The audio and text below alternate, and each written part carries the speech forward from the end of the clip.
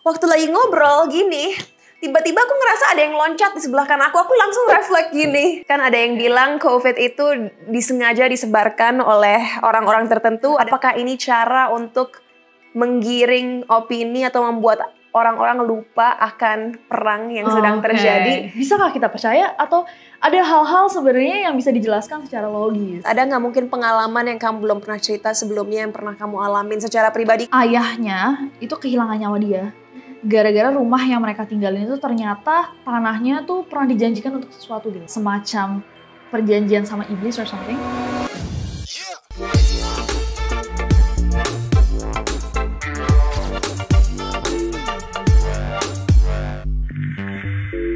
Hai teman-teman Bicara Cinta, hari ini bisa jadi menjadi episode yang paling spooky karena aku menghadirkan salah satu content creator Indonesia yang paling hits di bidang conspiracy theories dan horror. Kayaknya kita udah tahu dia siapa, Nessy Judge.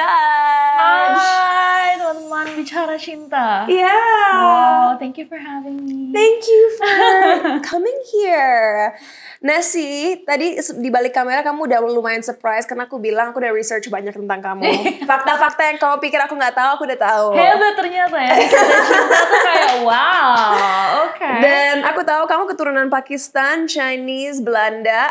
Dan tapi nama keluarga kamu marganya Judge. How is that possible? Where did that come from? Pakistani name, iya. Serius? Tapi kalau di Pakistan dia pakai Urdu, jadi kayak I don't know how to write Urdu, nggak ngerti caranya, cuman ya bacanya Judge gitu. Oh gitu, tapi jadi sekarang pakai karakter Latin jadinya dibikin Judge kayak menghakimi. Gitu. Tapi enggak, emang jadi kayak di Pakistan pun, kalau aku dengar dari cerita kayak my grandfather atau my uncle yang paling tua, dia bilang bahwa zaman dulu tuh orang dicap anaknya dari profesi gitu loh. Jadi kayak mungkin hakim, mungkin kamu ada yang hakim. My great grandfather was hakim, jadi dia jadi nama gitu. But are you judgmental? A little bit. Well, hari ini seru banget karena aku ingin ngomongin bagaimana media bisa mempengaruhi cara berpikir masyarakat dan sebenarnya masyarakat apa sih yang harus mereka percaya? What should they believe? Tapi sebelum kita terjun ke topik itu, gimana kalau kita main game dulu? Boleh banget. Ya? Gak deh, aku nervous. Game time, guys!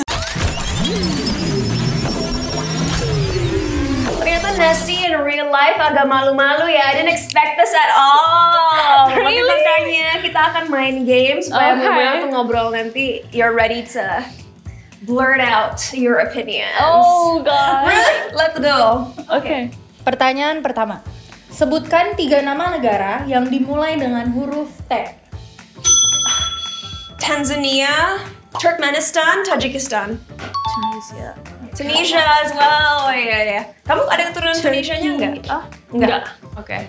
Siapa aktor yang memerankan Mr. Bean? Rowan Atkinson? Oke. Is that his name? Oke. Oke, pertanyaan berikutnya. Benar atau salah, Pluto adalah sebuah planet? Salah. Tadinya mereka pikir planet, tapi ternyata terbukti bukan. Bukannya udah balik lagi jadi ya? Dia planet kerdil, jadi tetap salah. Oke, dwarf planet. Oke. Apa kepanjangan dari UFO? Unidentified flying object. Oke, 3-1. Pertanyaan berikutnya. Sebutkan 3 zodiak paling psycho. It's subjective. Gemini, Scorpio, and Sagittarius. Wow! I don't think, I mean it's okay. Kamu apa zodiaknya? Scorpio. Scorpio, so you say you're psycho? A little. Teka-teki. Hewan apa yang berbuah? Hewan apa yang berbuah? Crocodile, karena mereka bertelur. Hewan apa yang berbuah? Buaya. Oh, I know! Buah naga. Yay! Next. Teka-teki lagi. Hewan apa yang pendiam? Hewan apa yang pendiam? Cluenya kecil. Keluhnya kecil. Marmut. Bisa sih. Bisa. Kenapa marmut? I don't know, cause imut. Sebenarnya jawaban kita yang kita tulis adalah semute. Oh, semute. Ya makanya bisa karena marmute. Okay, for the right reason. Aku lagi mikir jokes Indonesia kayak biasanya kayak gimana ya? Marmite is actually pretty good. Sekarang matematika. 100 dikurang 50 ditambah 1 sama dengan 51. yes, benar. Next matematika lagi. You got this, kan bisnis kan? Itunya, majornya. Oke, 50 dibagi 10 dikali 3 sama dengan Oh, aku nggak dengerin. 50 dibagi 10, dikali 5 times 3, 15. Ya. 3. Terakhir nih, pertanyaan terakhir. Sebutkan 3 orang yang mau banget kalian ajak collab untuk bikin konten. Podcast. You first. Berdua kita berarti jawab ya. Aku kedepannya mungkin Pak Nadiem Makarim, Mbak Najwa Shihab. Oh, mine too. Nasi Judge udah terkabul, jadi itu nggak akan jadi bagian dari jawaban aku, cause you're already here. Yang ketiga, ya mungkin calon presiden kita. Yang mana itu? Kita lihat Februari nanti. Nice. What about you? Mine is definitely Banana as well. You soon enough? Soon. Stay very tuned. soon. And yeah, I would love to hear from Pak Nadiem Makarim. Pak Nadiem? Or Pak Will. Ya udah, gimana kalau sekarang kita ngobrol-ngobrol dan mudah-mudahan aku bisa bikin nasi lebih nyaman dan gak malu-malu. Time to chit-chat. Guys, tahun ini aku ingin membangun Killers Community untuk jadi lebih besar. Jadi please ikutan Killers Community di link di description box di bawah. Karena bagi yang beruntung, kalian dapat nonton Bicara Cinta secara langsung di studio kita. Nah, who may the lucky winners be? I don't know, tapi join aja dulu. See you guys at the Bicara Cinta studio. Do you guys like what you see? Jangan lupa untuk like, share, comment, and subscribe ke Puella. Nasi kan nggak hanya latar belakang kamu yang multikultural, tapi secara bahasa kamu juga sering bahasa Inggris, bahasa Jawa juga bisa ya katanya ya? Ngerti. Bahasa Indonesia tentunya bisa, dan kamu udah sering beberapa kali exchange program ke Finlandia, ke Perancis.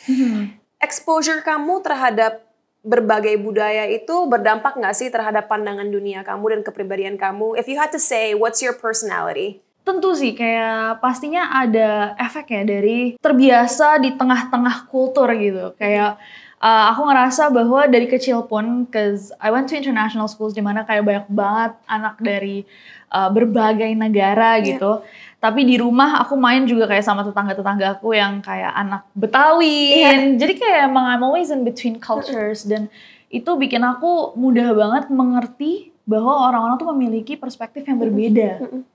Jadi nggak bisa kita langsung kayak enggak, karena saya seumur hidup diajarin satu hal, orang lain salah gitu. Jadi it's quite easy for me to understand these different aspects of everyone's belief system. Gitu. Right. Jadi kamu bisa dibilang lebih toleran dan lebih dapat berusaha mengerti berbagai sudut pandang karena kamu tahu bahwa ya setiap poin pasti ada validitasnya, ada juga subjektivitasnya.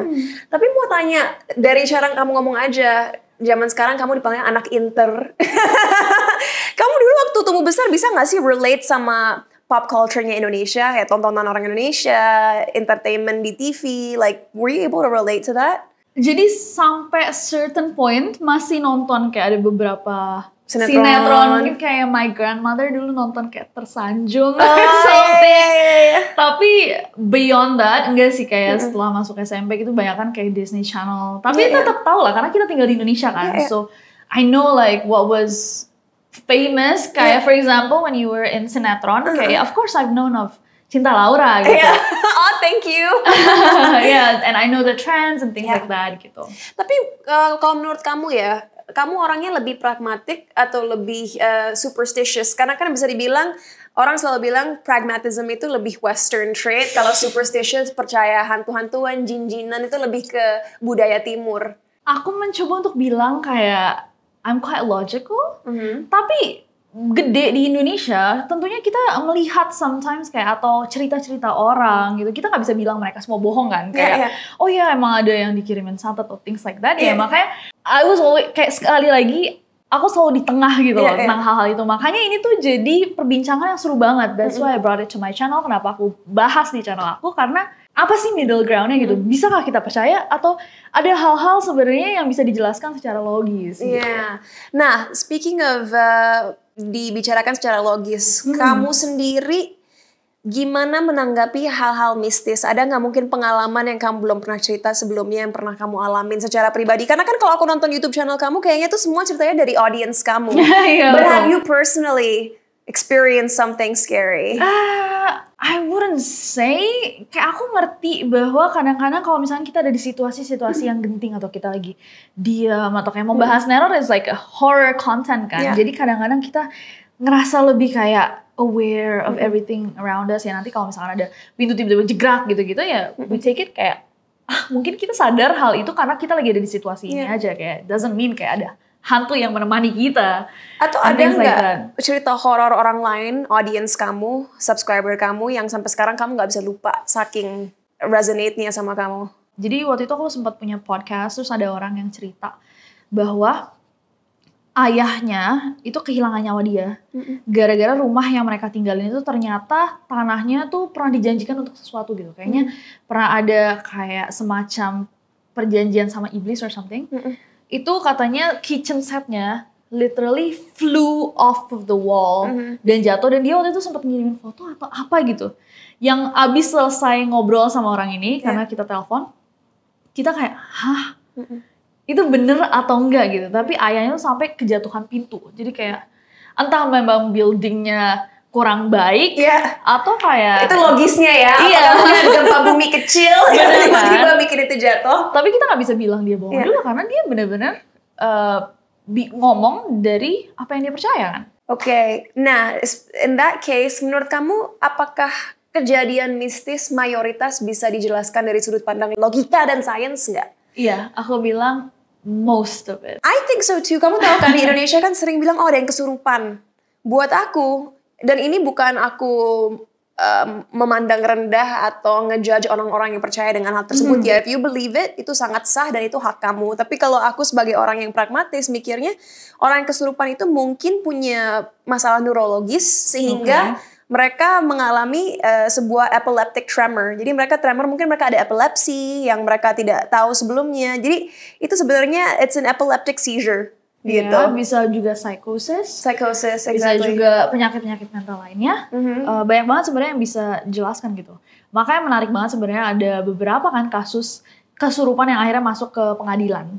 Dan itu tuh selalu debatnya adalah apakah ini bisa dijelaskan secara scientific atau enggak. Dan itu dua-duanya menarik. Kalau aku cerita pengalaman aku ke Nessie, would you be able to analyze it? Try. Oke, aku belum pernah cerita nih. Jadi 2 tahun yang lalu aku lagi makan di sebuah restoran Meksiko di Bali. Pada saat itu ada temen aku yang katanya udah selama 2 tahun tinggal di Bali. Dia diikutin 2 anak kecil.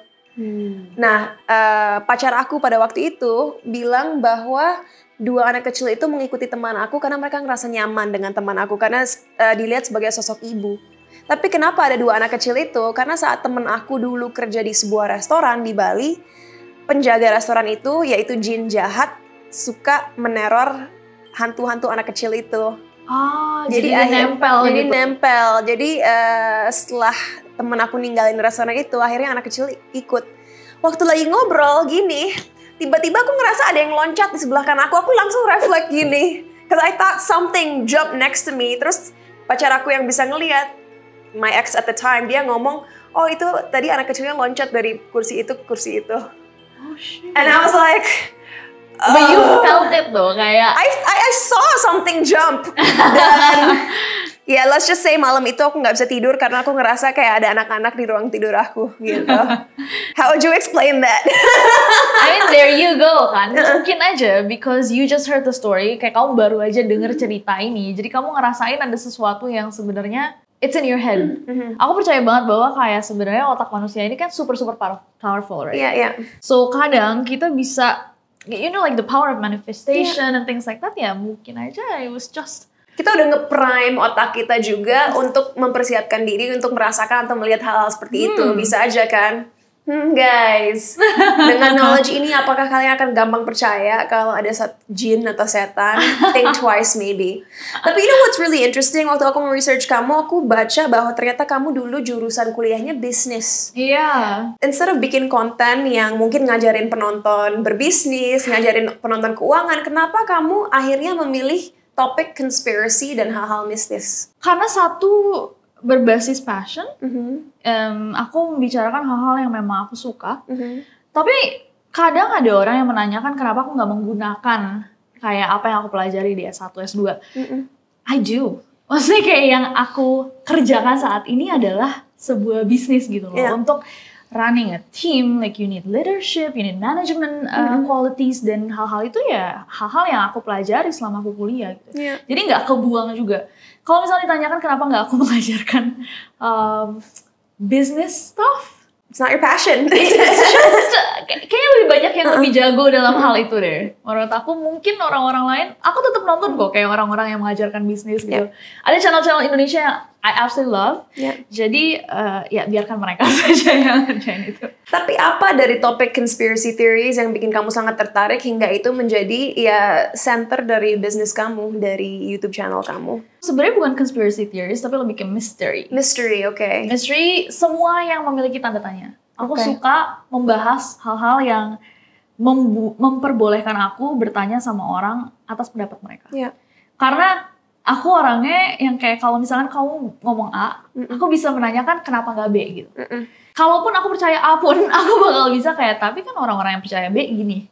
Kalau menurut kamu gimana gitu. It's just super fun untuk ngelihat interaction dan juga build this community of people yang sama-sama curious gitu, sama-sama penasaran, ingin tahunya tinggi gitu. But speaking of conspiracy theories, aku selalu ngelihatnya gini, di satu sisi kita harus hati-hati ya, karena kadang-kadang ada conspiracy theory yang memang ingin menjatuhkan suatu pihak atau ingin ya membuat musuh atau membuat polarisasi cara berpikir lah. Tapi kadang-kadang there's also some truth to it. Bahkan ditunjukkan juga sepanjang sejarah, in the end ternyata yang tadinya dikira conspiracy theory ternyata kenyataan. Benar. Misalnya origins of COVID. Kan ada yang bilang COVID itu disengaja disebarkan oleh orang-orang tertentu, ada juga yang bilang emang nggak sengaja keluar dari suatu lab, ada juga yang bilang ya banyak lah gitu, dan nggak hanya itu, ada banyak juga yang nggak percaya dengan vaksin karena katanya vaksin sebenarnya untuk mengontrol orang di masa depan, it's like a chip gitu. Bahkan sekarang dengan COVID naik lagi, banyak orang bilang pas banget nih momentumnya di saat perang Israel-Gaza, saat di Amerika mau pemilihan presiden. Apakah ini cara untuk menggiring opini atau membuat orang-orang lupa akan perang yang sedang terjadi? Isn't that freaking scary? Iya. Tapi what are your thoughts? Gini sih, kayak kalau misalkan untuk hal-hal yang super sensitif, kayak misalkan COVID gitu. Pada zaman itu, aku membahas, tapi aku memberikan kayak notion gitu, kayak warning juga bahwa this is a real thing that we're dealing with, dan you have to take it seriously. Mau conspiracy theories-nya benar atau tidak, faktanya adalah ini yang dikasih tahu sama WHO dan diberikan sama pemerintahan kita, ya kita juga harus be careful gitu loh sama apa yang kita percaya gitu. Jadi kayak doing your own research is also really important.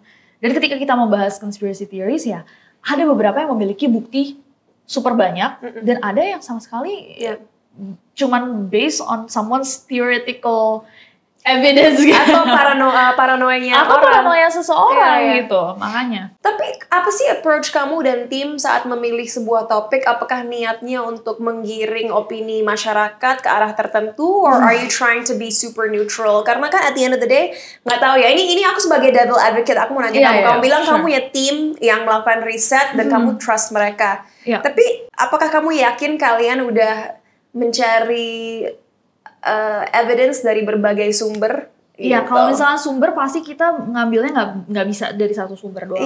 We always have to cross check in every like sources. Tapi juga ngasihin warning first of all, dan juga ketika kita membahas mengingatkan juga bahwa ini adalah teori yang dibuat berdasarkan evidences yang ada, kayak bukti-bukti yang ada. kalian boleh percaya atau tidak, itu malah kita lempar. Kayak can you put more evidence down like in the comment section biar kita bisa berdiskusi bareng. Atau kalian sama sekali nggak percaya. Kenapa kalian nggak percaya? Itu yang selalu kita lakukan sih. Jadi kita nggak pernah mencoba untuk menggiring opini orang kayak, ini tuh sebenarnya gini loh. Karena banyak sih sebenarnya. Aku ngelihat banyak banget konten yang melakukan hal itu. Ternyata ini adalah ini gitu. No, we don't do that. Jadi yang kita lakukan ini adalah teori konspirasinya. Kalian percaya atau tidak? Bahkan kita masukin juga ini orang-orang yang tidak percaya sama teori konspirasi ini. Alasan mereka tidak percaya adalah ini. Do you believe it or not? Because you know the scary thing about Indonesian audience, gak hanya di Indonesia sih, aku yakin di tempat lain juga. Tapi kadang-kadang orang kita mengambil sebuah informasi sangat literal gitu. Jadi kalau misalnya Nasi bilang A sama dengan B, mereka gak akan nonton sampai akhir tuh. Udah langsung, oh kata Nasi A sama dengan B loh. Jadi mereka udah lupain tuh di akhir-akhir kamu ngomong, tapi guys ini hanya opini aku ya, masih ada bukti ini. Kamu pernah kepikiran gak kalau ada resiko bahwa konten kamu mungkin bisa menyesatkan persepsi masyarakat atau persepsi audience kamu? Enggak, karena aku refrain on using my own opinions. Okay. Jadi aku nggak pernah kayak menurut aku.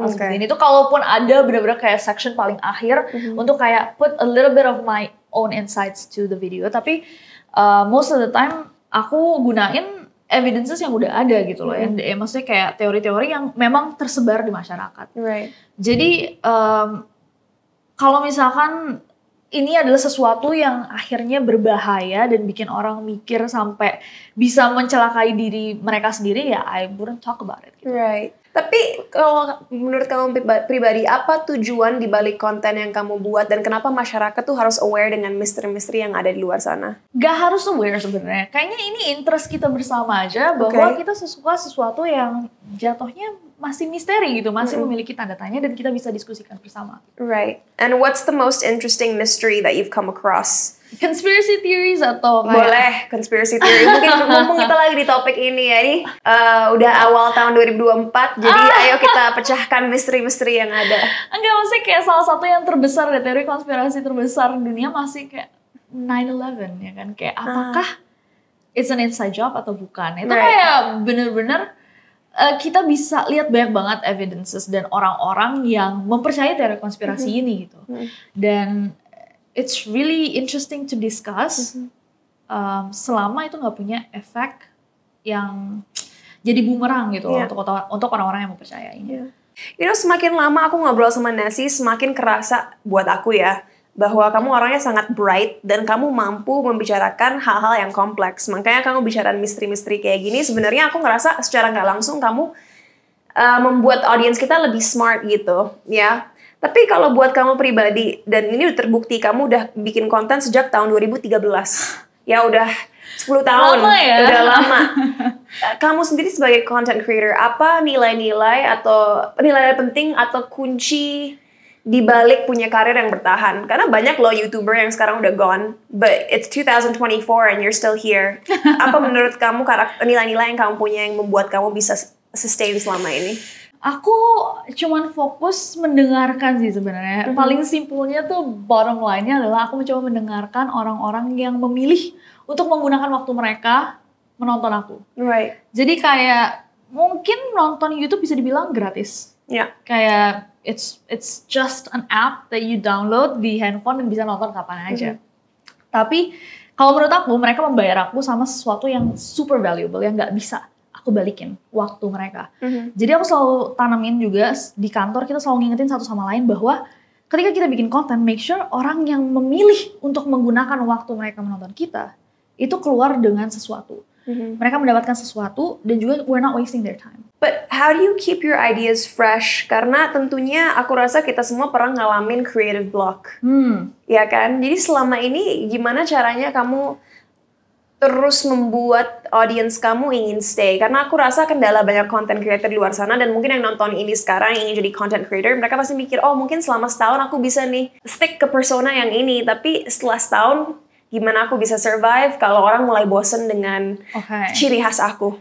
Untuk neror ya, kayak I call my viewers neroris. Iya, neroris, I like that. Dan itu komunitas kamu ya? Iya, jatuhnya lebih kayak orang-orang yang nonton neror. Jadi aku nggak pernah bilang bahwa aku punya fans. Tapi neror punya fans gitu, neror punya pengikut.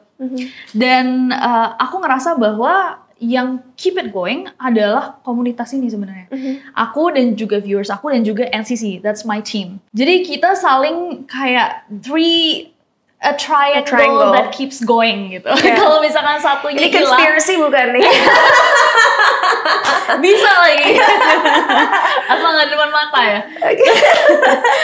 Iya, but it keeps like kalau satunya hilang, kayaknya kita bakal susah gitu. Jadi ya, we try to always listen to the interest of each one of these gitu. Aku dengerin apa yang dibutuhkan sama tim aku dengerin juga apa yang aku butuhkan. Kita dengerin Neroris juga ngasihin insights buat my team and also me. Gitulah pokoknya it keeps going because of the 3 pillars. Waktu pertama kamu mulai dengan program Neror itu kamu udah ada tim atau sendiri dulu? Sendiri. What was the workflow? Workflow-nya gimana waktu masih kamu sendiri dulu? Jadi aku kuliah.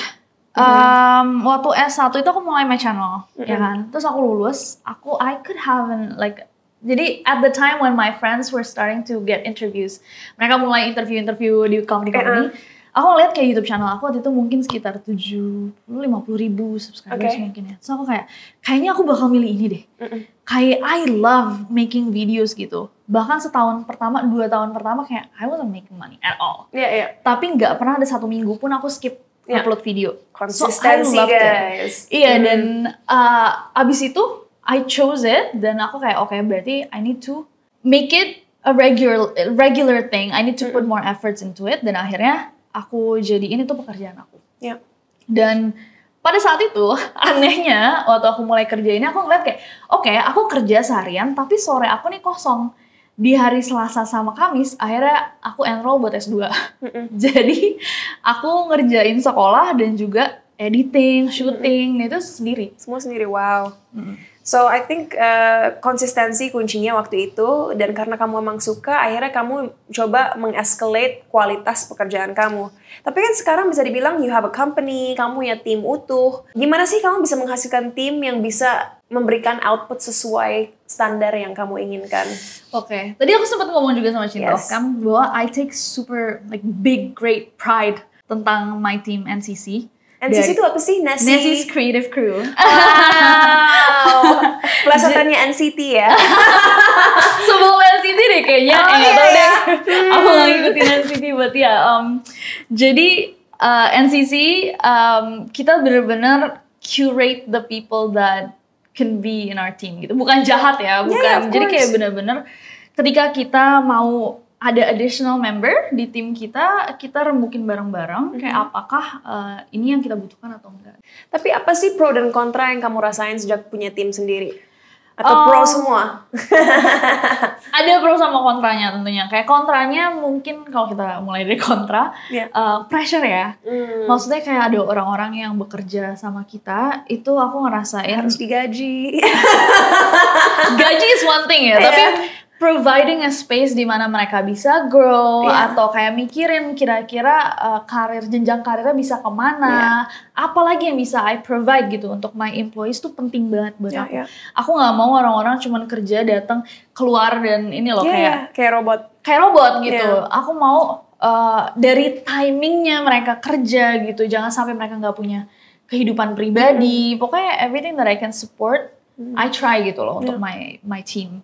Karena ya mereka satu pilar dari 3 itu yang aku kayak kalau nggak ada jangan depan mata. I love my team so much. Okay. Oh, it seems like you only have really good things to say, which is great. Dan untuk teman bicara cinta, kalau content creation adalah hal yang kalian ingin buat sebagai karir, kalian nggak bisa dari awal udah terpaku berapa yang akan kalian hasilkan dan ketenaran. Karena Nasi aja tadi bilang 2 tahun pertama dia nggak menghasilkan uang sama sekali.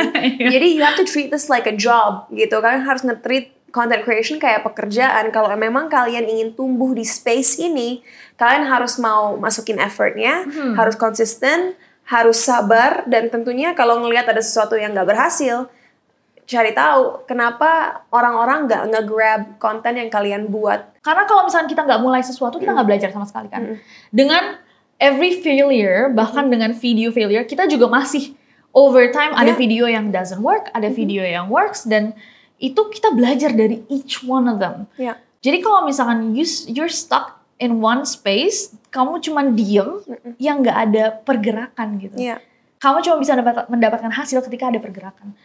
Mau maju atau mundur, tapi ada pergerakan itu baru kamu ngelihat sesuatu gitu. So what's next for Nessie Judge? Tadi juga aku tanya di balik kamera kan, kamu kan udah berevolusi, yang tadinya bikin konten tentang traveling, where's Indonesia, ke Neror, dan sekarang aku yakin banyak layer-layer lain.